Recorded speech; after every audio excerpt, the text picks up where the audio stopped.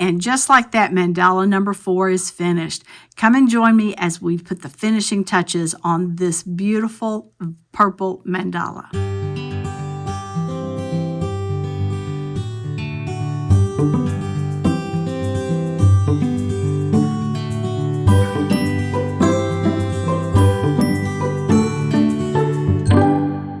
Hey guys, welcome back to Frances Quilts. Today we are going to finish up mandala number 4. I've decided that it'll be easier just to do these last 2 sections together. We'll just do them all at one time and get it finished up. Remember, this is a complicated pattern, but we're doing it one little grid at a time. So it takes a lot of the complicated nature out of quilting it away. Let's get to it. All right, today we are going to finish up this mandala and do these last 2 sections all together. The first part is going to be fairly easy to do. We are going to pick a point that is where this intersection is. So we have these 2 that have come down here. We've got these 2. We're going to take that point right there, and we're going to draw another diamond shape coming out like this and up to here, and then back down like this and back to here. Now we're going to fill this shape that we've just done. We're going to come up here and we're going to do one big loop here. We're going to do another loop here and come over here and do a third loop. I find it easiest to do the center loop before I do anything else. And then we'll come to here all the way over. And we'll do another one. Boom, boom, boom, boom. Center loop. Trying to fill that in. We're going to come to about halfway in between these lines up here. And then we'll have one here and one here. Come over here, all the way over. Let's do one more here. Center loop, side loop, side loop. So that is part 1 of this one. Then we're going to come back in and we're going to do some designs in here. The design that we're going to do, I think, is this. I think I'm just going to come into here. I'm going to draw a half circle, and then I'm going to just do some loops around it. Probably 5. Come across to here, half circle, and loops around, petals around it. So we're going to have a little flower in here, around to here, and do the next one. So we're just going to finish it like that. The question that I have is whether or not it's going to need something in here. I may need to go back in and put something in those areas right there, but we're going to quilt it first and then decide. It may be nice to have a little bit of open space in here. It may draw the attention to some of these others rather than having it just completely filled in. But let's go and do that part, and then we will decide from there what we're going to do. All right, let's remember that we're going to find this point right here. That's the point of this diamond. And we are going to come here and back up and over and down there. It's this quote-unquote diamond is turning into a little bit more of a square at this point.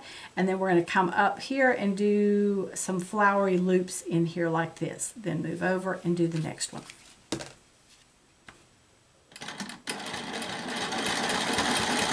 Come up and hit that point. To the next part of the grid, next point there, down, and over. Okay, now we need those 3 loops inside it.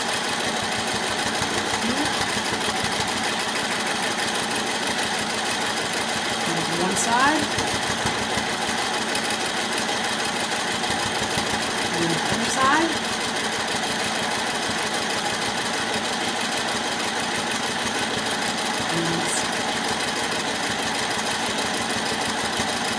Cross to the next one and we'll go again. It's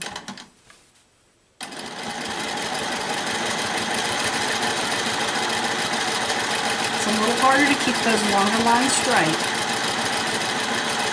And honestly, it helps me to keep a little speed going. If I slow down too much, those lines get really wavy, and I don't want that.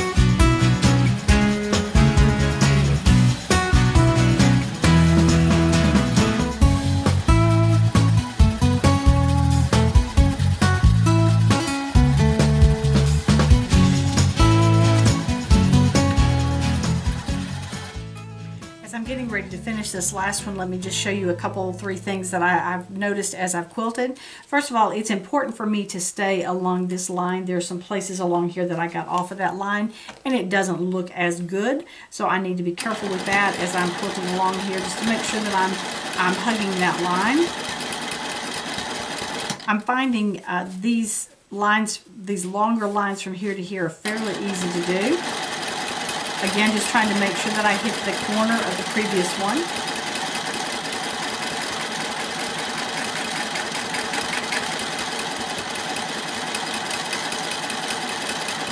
Now, the thing that I have found very, very helpful in doing these floral parts right here, it's very easy for me to make this center one too big, and then I don't have room to put the 2 petals on the side. So what I've been doing is using the side of my foot right here, which we know is 1/4 inch from here to the side of the foot.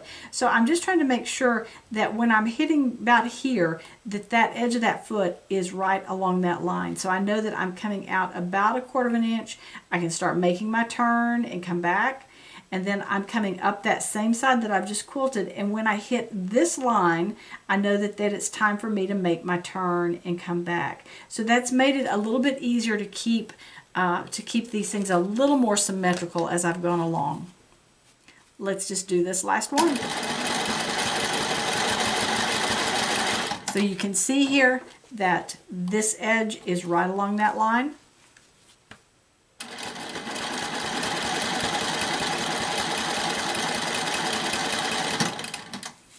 Same thing when I get back. You can see that it's right along that line right there.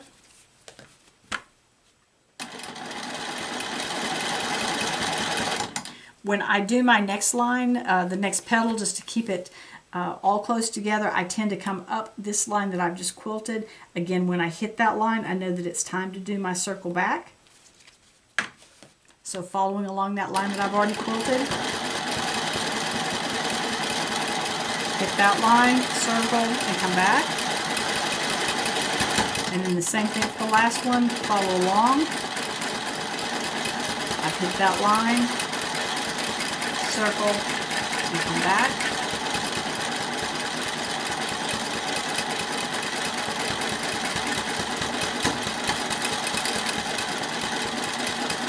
All right, I'm ready to stitch this outer area, but I'm not sure I'm real happy with my little sunflowery things that I put in there. I think they're going to be so different from everything else that's in here that it's going to look unnatural.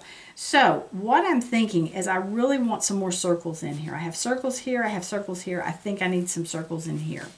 So what if I quilt over to here, I come in here and do a circle, I come up here and do a circle, back to there, and then come across to the next one and do it that way. So I'll have 2 circles along there.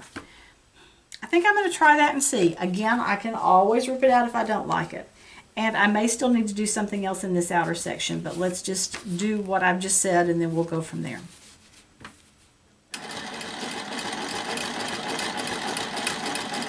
So we'll come here, we'll come up, we'll do a circle, around, and then back around to the other side. We'll come down here, and we'll have another circle. All the way around, and then back to there. And then we'll just follow along this edge here. Bring it there. Let's come back. Circle.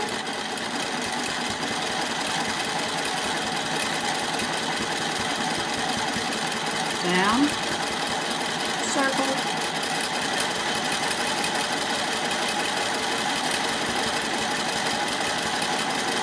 and down.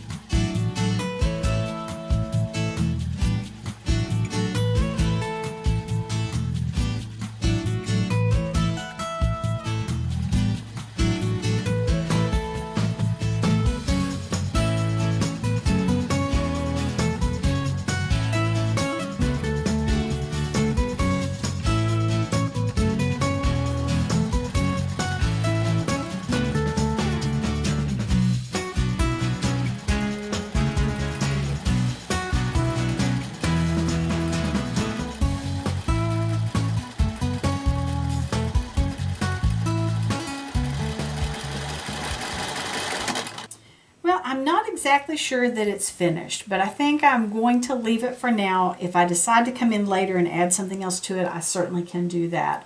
So for now, I'm going to go get these lines washed out and we'll have a good look at it. All right, there's nothing like a little bit of improvisation going on there. As I quilted along, I just knew that those little daisy things on the outside were just bringing another design element in that it didn't need. I'm going to do one that's just all daisies coming up. So I am pleased with how this one looks. I think this adding these circles and this outside actually made a great deal of difference to it. So I'm pleased that I did that. So number 4 is in the books. And now I have to start thinking about number 5. I'm really having a good time designing these, and especially now that I've started thinking about them as grids, because it just makes it so much easier than trying to think of this overall pattern that you want to do, but thinking of them in those little individual squares. Well, I'm planning 12 of these before the year is over, so we are 1/3 of the way done. I'm excited about them, and I hope you're enjoying them as much as I am. If you're interested in free motion quilting, especially using rulers, I encourage you to check out my course, Keeping It Straight, 8 Ways to Use a Straight Edge Ruler. Yes, a straight edge ruler can do amazing things for you with your quilting, and a straight edge ruler is the fastest and easiest way to learn how to do ruler quilting. So I'll leave information in the show notes, and I encourage you to check that out if you have any interest at all. Thank you so much for joining me here today, and I look forward to seeing you next time on Frances Quilts. Remember, if you like what you've seen, be sure to give it a thumbs up and subscribe. Please check out my website and daily blog at francesquilts.com, and I can be found on Facebook and Instagram at Frances Quilts. Thanks so much for joining me. Hope to see you again soon.